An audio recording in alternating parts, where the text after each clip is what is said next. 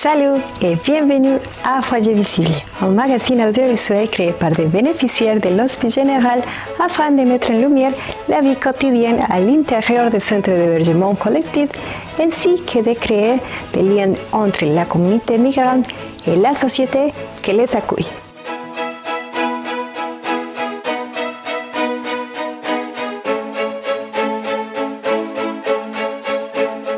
La section culturelle de ce chapitre est consacrée au théâtre. Nous avons enregistré les temps muets au centre d'hébergement collectif d'Anières. Il s'agit d'une mise en scène dont les enfants du foyer et de la commune ont démontré leur talent et leur capacité de travailler en équipe.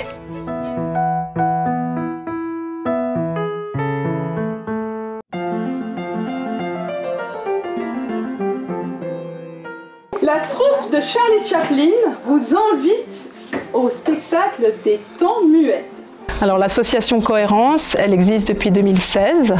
On a monté le premier spectacle avec les enfants ici au foyer d'Anières en 2017. Toutes les premières semaines du mois de juillet sont consacrées dans la grande salle à la construction d'un spectacle. Le but, c'est de mélanger les enfants qui habitent la région et les enfants qui viennent d'arriver dans le foyer pour les intégrer, qui participent à une aventure qui est nouvelle pour tout le monde. En 5 jours, ils ont fabriqué un décor. Ils ont appris du texte, ils ont appris des chansons, ils ont appris à se faire, à faire connaissance, à se rencontrer.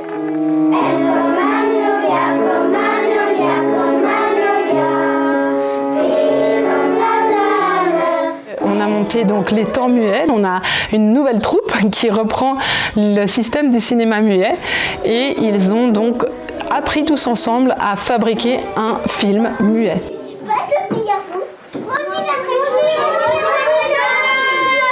On va faire un casting. Tout seul que le là. Suivant. Caméraman. Équipe technique en coulisses. Tout le monde est prêt? Oui. Action. Moi, mon rôle, c'est de leur apprendre les bases de l'art vivant, c'est-à-dire de savoir qu'est-ce que c'est des coulisses, qu'est-ce que c'est d'être sur scène, de continuer un spectacle quoi qu'il arrive, s'il y a des soucis de mise en scène qui ne sont pas prévus, s'il y a des enfants qui sont absents, comment faire pour continuer, pour se mettre tous ensemble pour que le spectacle ait lieu le vendredi à 18 h.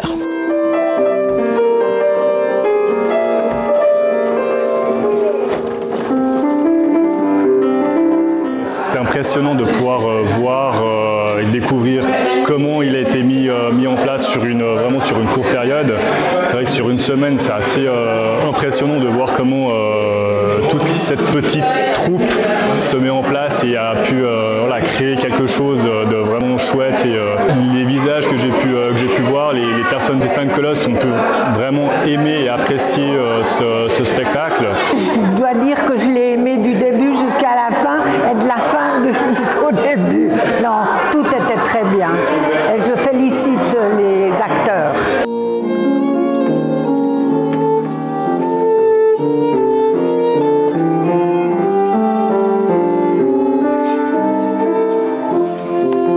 Ça permet de pouvoir échanger, de pouvoir découvrir d'autres cultures, de pouvoir pratiquer aussi une langue, aussi au sein des enfants, de pouvoir rappeler aussi des souvenirs aussi avec les personnes âgées par rapport à des vacances. Et puis c'est toute cette mixitude qui est vraiment importante. Ça nous permet de rencontrer des gens d'autres cultures, d'autres langues, et que les enfants étrangers se mélangent avec nous. Voilà.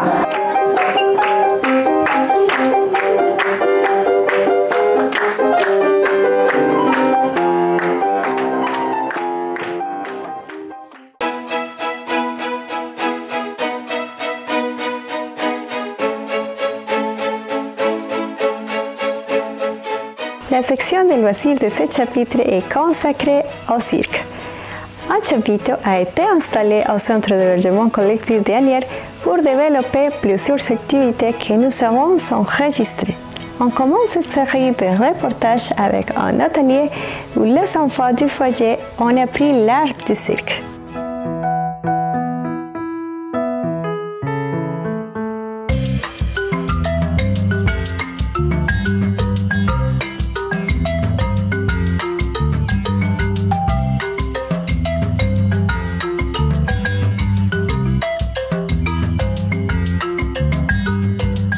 l'idée c'était d'avoir au foyer d'Asnières la visite d'un chapiteau de cirque qui permettait en fait de mélanger les enfants de tous les bords, les enfants des migrants, des réfugiés, des gens qui viennent d'autres pays et des gens qui habitent ici, des enfants de la région, des petits Suisses, des enfants qui sont dans les familles qui sont autour du foyer, dans les villages autour. On a demandé de l'aide aux communes autour pour nous aider à financer ça et elles sont rentrées en matière, elles ont été d'accord, donc on a réussi à louer la tente, le chapiteau et puis ensuite on a réussi à trouver les fonds pour payer le défraiement des professionnels des arts du cirque pour encadrer des groupes d'enfants. Donc ce qui était très intéressant, c'était qu'ils se retrouvent ici dans un autre endroit que l'école habituellement.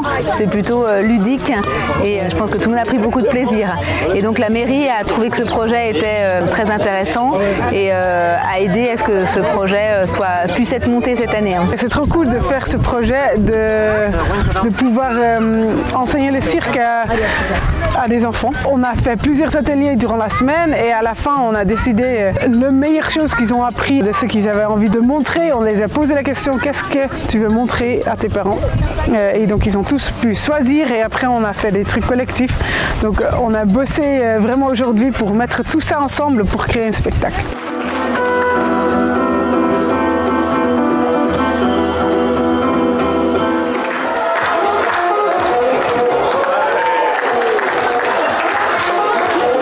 Il y a une équipe technique qui était là aussi, les enfants ont découvert tous les métiers qu'il y a autour d'un spectacle, tout le travail qu'il faut faire avant pour organiser l'image, la forme, les mouvements, la lumière, le son. Et pour nous, c'était une très belle expérience d'apprentissage de la collectivité, pas seulement de la convivence, mais de l'intelligence créative.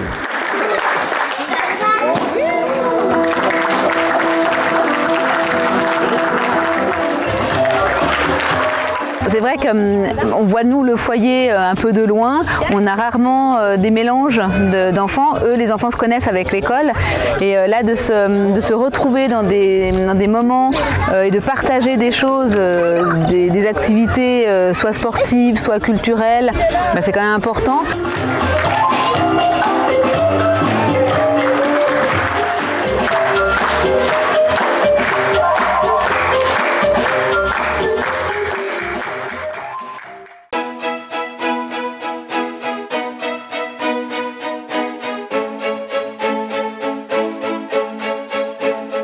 La section d'intégration de ce chapitre est consacrée à la fête d'été du Centre de logement collectif de la CIMA.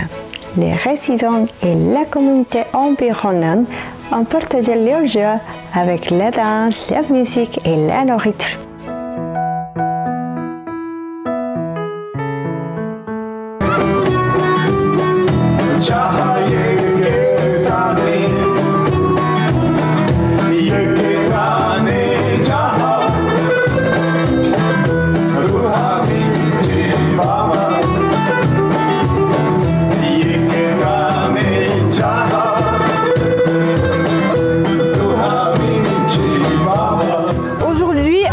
La fête de l'été au CHCCMA, c'est la deuxième qu'on peut organiser depuis l'ouverture du centre et on est vraiment très heureux de pouvoir accueillir tout le monde pour cette superbe fête. Il y a un superbe concert qui s'appelle Gibson Fab. On est vraiment très contents de cette fête. Les résidents sont vraiment très contents qu'on puisse fêter l'été, qu'on puisse en tout cas se réunir, partager un moment ensemble. Il n'y a eu que des retours positifs.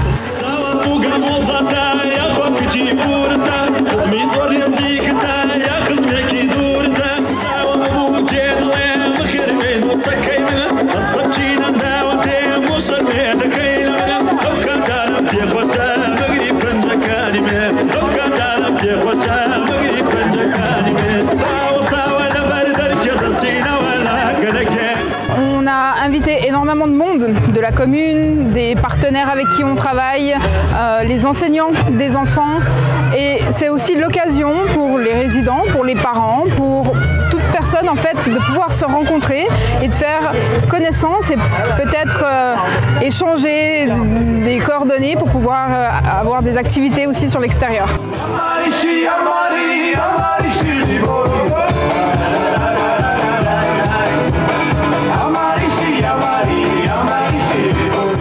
La fête elle est très bien. Nous sommes amusés et nous sommes contentes.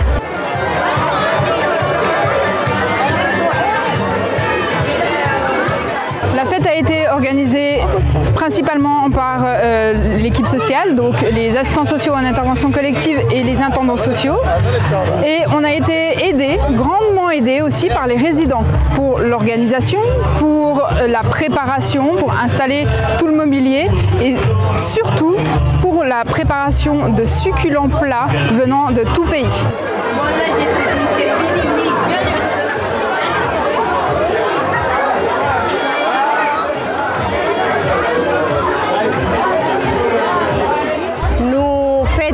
Ensemble la préparation de nourriture érythréenne et éthiopienne et nous sommes contentes.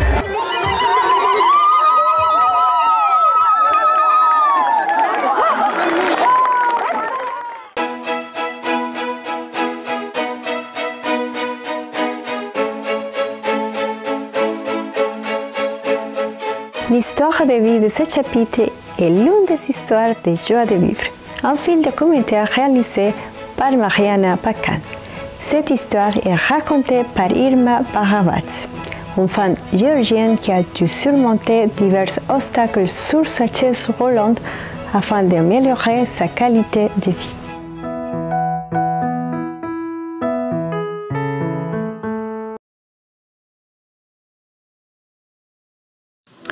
მე ვარ ირმა ბარაბაძე, საქართველოდან, ცხოვრობ ქუთაისში.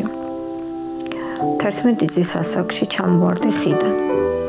გამიტყდა ხერხემალი და მის მერე ვზივარ ეტლზე. ძალიან დიდი დეპრესია მქონდა, ვიწექი 2 წელიწადი თაბაშირში. და დავიწყე ხატვა. ნახულობდი წიგნებს, ჟურნალებს და რაღაცებს ვიხატავდი, რომ რაღაცნაირად დრო გამეყვანა და არ მეფიქრა ჩემ მდგომარეობაზე, რადგან არ შემეძლო დაჯდომა. შემდეგ, როცა დაჯდომა შევძელი ეტლზე და ცოტა უკეთესად ვიგრძენი თავი, გადავწყვიტე ჩამებარებინა ხელოვნების ინსტიტუტში, რომ რაც მაინტერესებდა ხატვა, გამეუმჯობესებინა. ზოგადად საქართველოში ცხოვრება ეტლიანი ადამიანისთვის ძალიან რთული არის. მე თვითონ ცხოვრობდი მე-7 სართულზე, სადაც ლიფტი არ მუშაობდა. მივმართე ხელისუფლებას არაერთხელ წერილობრივ, რომ ლიფტი გაეკეთებინათ, რომ ძალიან მიჭირდა გარეთ გამოსვლა. მაგრამ ჩემი თხოვნა ყურად არ იღეს. ხელოვნების ინსტიტუტში რო ჩავაბარე, იქ შევიძინე ძალიან ბევრი მეგობარი. ამიტომ ჩემი მეგობრებს იქაც ხელით ავყავდი და ხელით ჩამოვყავდი. მელოდებოდნენ, როცა დამთავრდებოდა ლექცია და მე სახლში მოვყავდი. მე კიდე მე-7 სართულზე ავყავდი და ასე ძალიან მეხმარებოდნენ, რომ მე ამისთვის მათი ძალიან დიდი მადლობელი ვარ, მაგრამ საქართველოში ზოგადად ძალიან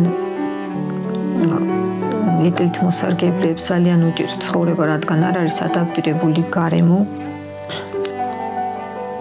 რომ გამოვიდეს ადამიანი, გადაადგილდეს დახმარების გარეშე და შეძლოს დამოუკიდებელი ცხოვრება. ბოლომდე არ დავამთავრე, რადგან მამა გარდამეცვალა და არ მქონდა იმის თანხა, რომ დამემთავრებია, დამეხურა ინსტიტუტი. ამიტომ 3 წლის მერე გამოვედი და დავანებე თავი. მაგრამ სახლში ხატვას ისევ განვაგრძობდი, იმიტომ რომ ძალიან მიყვარს ჩემი საქმე და ეს როცა ვხატავ, ყველაფერი მავიწყდება საერთოდ ჩემი პრობლემა და არაფერი აღარ მახსოვს. ვხატავდი, მაგრამ სამსახური არასოდეს არ მქონია, იმიტომ რომ კი აღნიშნე, რომ საქართველოში რთული არის შიშიმუ პირისთვის. Რამდენიმე წლის შემდეგ წამოვედი ევროპაში, რადგან საქართველოში ვერ მკურნალობდი, თან ხარ მქონდა იმისთვის, რომ მე მკურნალა შვეიცარიაში და გადავწყვიტე აქ ყოფნა, აქ ძალიან კარგად მიმიღეს სამომცეს საცხოვრებელი. მინდა მაშინ გავდივარ გარეთ, როცა მინდა, სადაც მინდა, იქ მივდივარ, მოვდივარ, თავისუფლად ვხსნობ თავს, გარეთ ხალხი არ მიყურებს, არავინ არ მასტერდება. ვხატავ, ვაკეთებ ჩემს საქმეს და ძალიან მომწონს აქ ცხოვრება, ამიტომ ძალიან დიდი მადლობა მინდა გადაგიხადოთ თქვენ და გადაუხადო საერთოდ ამ ქვეყანას, შვეიცარიას.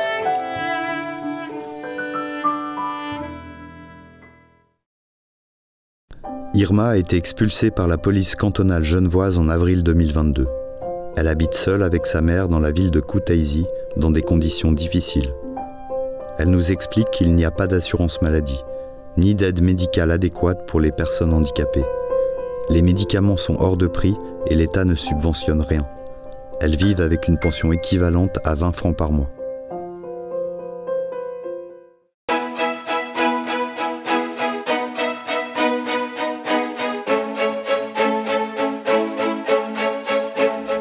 Nous sommes arrivés à la fin du magazine audiovisuel Foyer Visible et nous espérons que vous avez profité de ce chapitre.